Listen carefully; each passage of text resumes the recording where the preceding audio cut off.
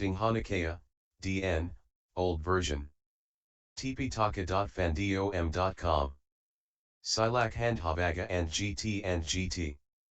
1.1, Brahmajala Sutta, DN1, Thus have I heard, once the Lord was travelling along the main road between Rajagaha and Nalanda with a large company of some 500 monks.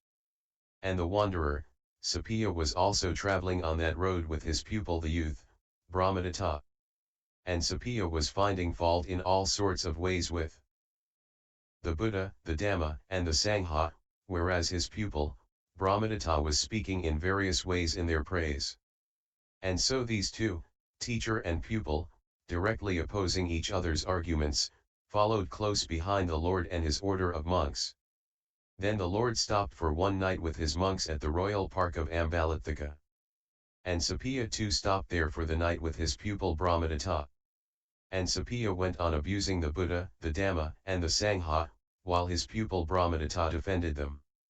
And thus, disputing, they followed close behind the Buddha and his order of monks. Now in the early morning a number of monks, having got up, gathered together and sat in the round pavilion, and this was the trend of their talk: "It is wonderful, friends, it is marvelous how the blessed Lord, the Arahant, the fully enlightened Buddha knows, sees, and clearly distinguishes the different inclinations of beings. For here is the wanderer Sapiya finding fault in all sorts of ways with the Buddha, the Dhamma, and the Sangha, while his pupil Brahmadatta in various ways defends them. And, still disputing, they follow closely behind the blessed Lord and his order of monks. Then the Lord, being aware of what those monks were saying, went to the round pavilion and sat down on the prepared seat. Then he said, 'Monks, what was the subject of your conversation just now? What talk have I interrupted?' And they told him, 'Monks, if anyone should speak in disparagement of me, of the Dhamma or of the Sangha, you should not be angry, resentful, or upset on that account. If you were to be angry or displeased at such disparagement, that would only be a hindrance to you. For if others disparage me, the Dhamma or the Sangha, and you are angry or displeased, can you recognize whether what they say is right or not? No, Lord.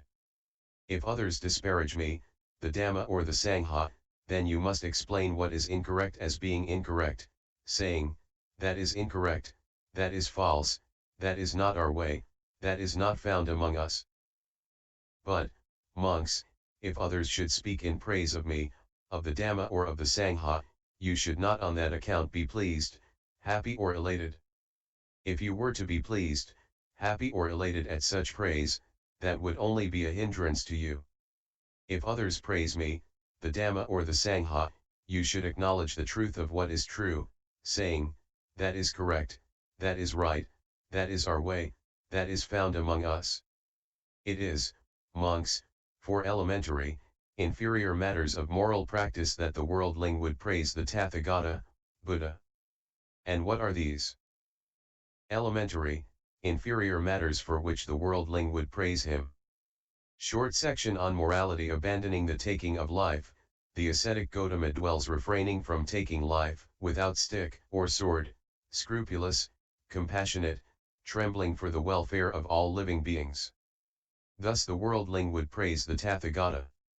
Abandoning the taking of what is not given, the ascetic Gautama dwells refraining from taking what is not given. Living purely, accepting what is given, awaiting what is given, without stealing. Abandoning unjastiti, the ascetic Gautama lives far from it, aloof from the village practice of sex. Abandoning false speech, the ascetic Gautama dwells refraining from false speech, a truth speaker, one to be relied on, trustworthy, dependable, not a deceiver of the world. Abandoning malicious speech, he does not repeat there what he has heard here to the detriment of these, or repeat here what he has heard there to the detriment of those. Thus he is a reconciler of those at variance and an encourager of those at one, rejoicing in peace, loving it, delighting in it, one who speaks up for peace. Abandoning harsh speech, he refrains from it. He speaks whatever is blameless, pleasing to the ear, agreeable, reaching the heart, urbane, pleasing and attractive to the multitude. Abandoning idle chatter, he speaks at the right time, what is correct and to the point, of Dhamma and discipline. He is a speaker whose words are to be treasured, seasonable, reasoned, well-defined and connected with the goal. Thus the worldling would praise the Tathagata. The ascetic Gotama is a refrainer from damaging seeds and crops. He eats once a day and not at night, refraining from eating at improper times.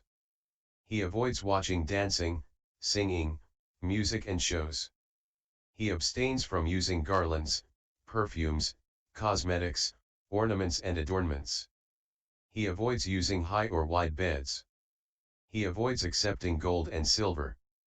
He avoids accepting raw grain or raw flesh. He does not accept women and young girls, male or female slaves, sheep and goats, cocks and pigs, elephants, cattle, horses and marais, fields and plots.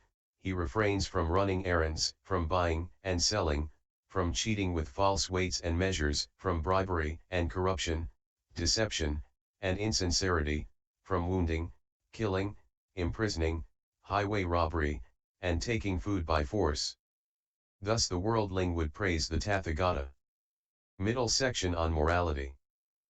Whereas, gentlemen, some ascetics and Brahmins, feeding on the food of the faithful, are addicted to the destruction of such seeds as are propagated from roots, from stems, from joints, from cuttings, from seeds.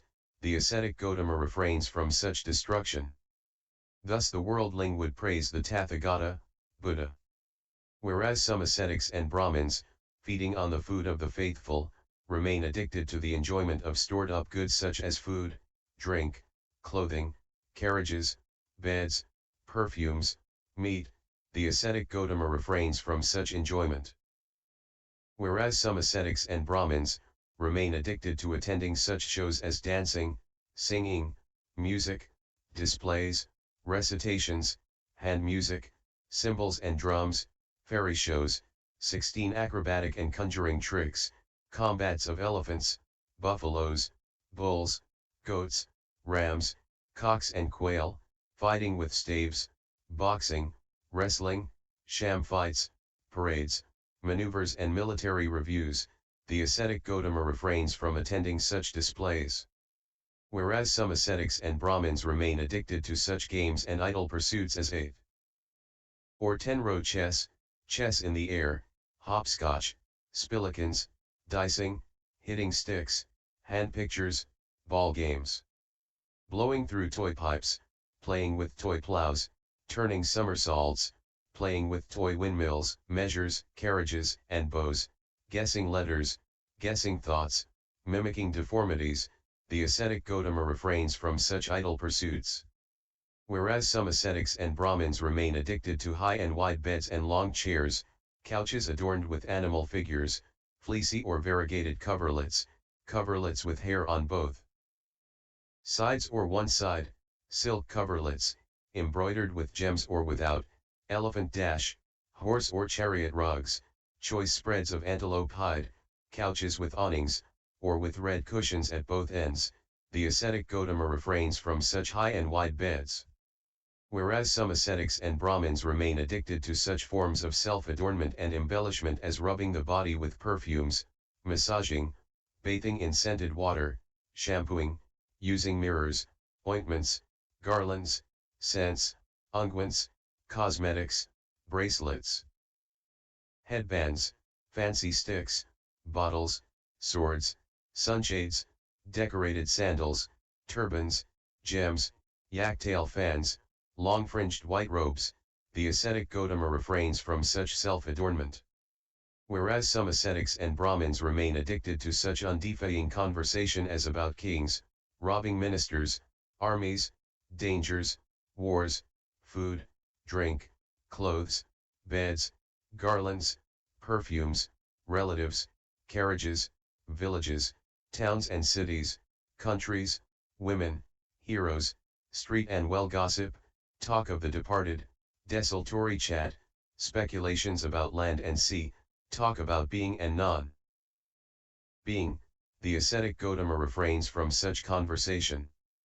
Whereas some ascetics and Brahmins remain addicted to disputation such as, "You don't understand this doctrine and discipline, I do. How could you understand this doctrine and discipline? Your way is all wrong, mine is right. I am consistent, you aren't. You said last what you should have said first, and you said first what you should have said last. What you took so long to think up has been refuted. Your argument has been overthrown, you're defeated. Go on, save your doctrine, get out of that if you can." The ascetic Gautama refrains from such disputation. Whereas some ascetics and Brahmins remain addicted to such things as running errands and messages, such as for kings, ministers, nobles, Brahmins, householders, and young men who say, "Go here, go there. Take this there, bring that from there," the ascetic Gautama refrains from such errand running. Whereas some ascetics and Brahmins remain addicted to deception, patter, hinting, belittling, and are always on the make for further gains, the ascetic Gautama refrains from such deception. Thus the worldling would praise the Tathagata. Large section on morality. Whereas some ascetics and Brahmins, feeding on the food of the faithful, make their living by such base arts, such wrong means of livelihood as palmistry, divining by signs, portents, dreams, body marks, mouse gnawing, fire ablations, ablations from a ladle of husks, rice powder, rice grains, ghee or oil, from the mouth or of blood, reading the fingertips, house and garden lore, skill in charms, ghost lore, earth house lore, snake lore, poison lore, rat lore, bird lore, crow lore, foretelling a person's lifespan, charms against arrows, knowledge of animals' cries. The ascetic Gautama refrains from such base arts and wrong means of livelihood. Whereas some ascetics and Brahmins make their living by such base arts as judging the marks of gems, sticks, clothes, swords, spears, arrows, weapons, women, men, boys, girls, male and female slaves, elephants, horses, buffaloes, bulls, cows, goats, rams, cocks, quail, iguanas, bamboo rats, tortoises, deer. The ascetic Gautama refrains from such base arts. Whereas some ascetics and Brahmins make their living by such base arts as predicting, "The chiefs will march out, the chiefs will march back, our chiefs will advance and the other chiefs will retreat, our chiefs will win and the other chiefs will lose, the other chiefs will win and ours will lose, thus there will be victory for one side and defeat for the other." The ascetic Gautama refrains from such base arts. Whereas some ascetics and Brahmins make their living by such base arts as predicting an eclipse of the moon, the sun, a star, that the sun and moon will go on their proper course, will go astray, that a star will go on its proper course, will go astray, that there will be a shower of meteors, a blaze in the sky, an earthquake, thunder, a rising, setting, darkening, brightening of the moon, the sun, the stars, and such will be the outcome of these things. The ascetic Gautama refrains from such base arts and wrong means of livelihood. Whereas some ascetics and Brahmins make their living by such base arts as predicting good or bad rainfall, a good or bad harvest, security, danger, disease, health, or accounting, computing, calculating, poetic composition, philosophizing, the ascetic Gautama refrains from such base arts and wrong means of livelihood.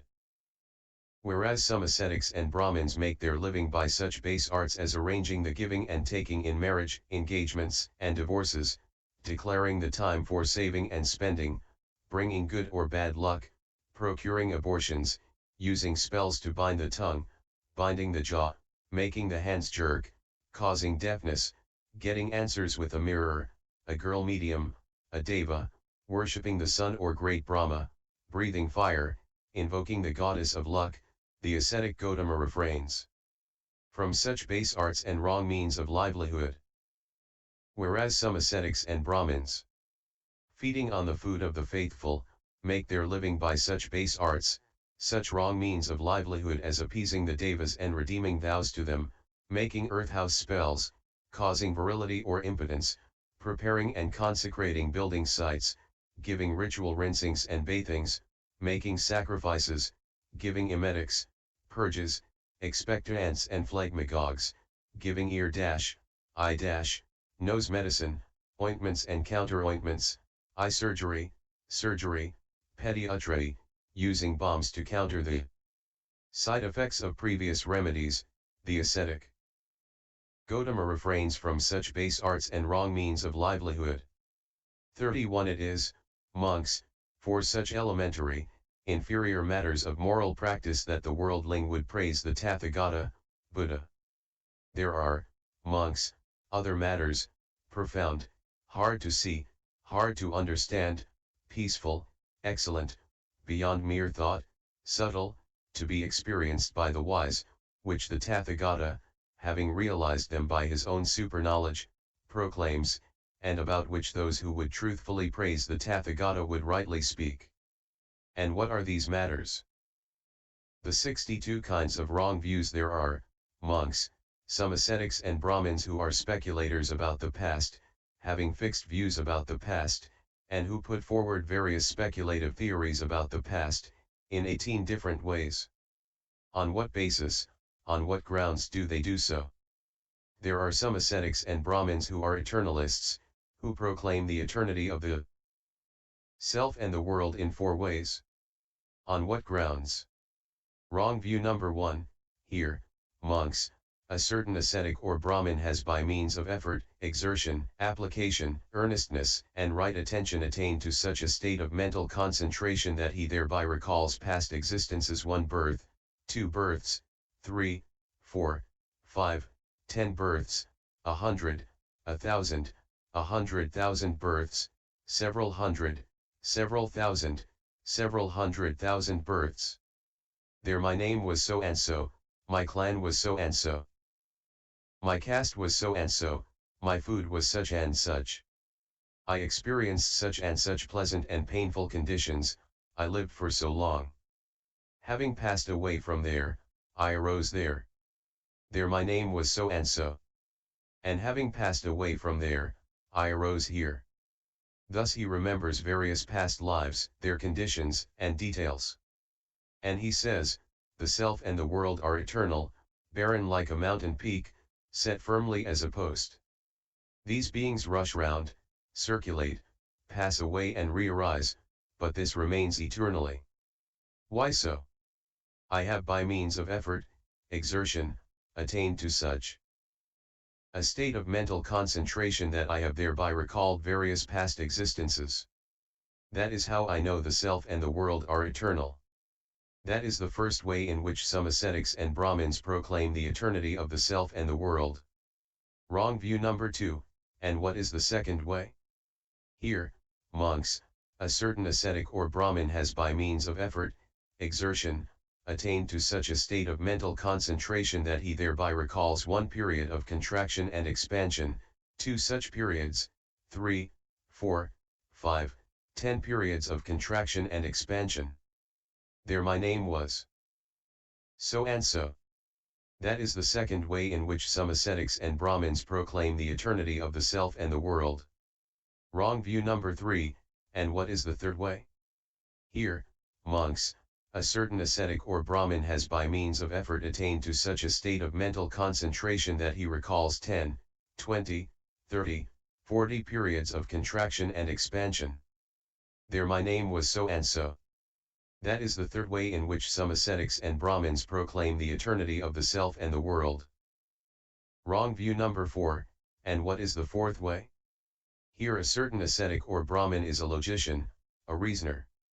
Hammering it out by reason, following his own line of thought, he argues, the self and the world are eternal, barren like a mountain peak, set firmly as a post. These beings rush round, circulate, pass away and re-arise, but this remains forever. That is the fourth way in which some ascetics and Brahmins proclaim the eternity of the self and the world. These are the 4 ways in which these ascetics and Brahmins are eternalists, and